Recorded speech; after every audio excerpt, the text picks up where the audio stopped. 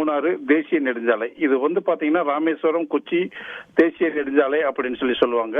இங்க பாத்தீங்கன்னா மூணாருக்கு செல்லும் வழியான கேப் ரோட்டில் கடந்த வாரம் பெய்த கனமழை காரணமாக மண் எல்லாமே அடுத்து சென்று பாறைகள் மட்டுமே தொங்கிக் கொண்டிருந்த நிலையில இன்று அதிகாலை 7 மணி அளவுல அந்த கேப் ரோட்ல ராட்சச பாறைகள் உருண்டன. இதனால பாத்தீங்கன்னா தேசிய நெடுஞ்சாலை முற்றிலும் மூடி நின்றது. இதனால் மூணாருக்கு செல்லும் சாலையான கொச்சி மற்றும் மூணாறு போன்றவை போக்குவரத்து செல்ல முடியாமல் அடியோடு பாதிப்பு ஏற்பட்டது.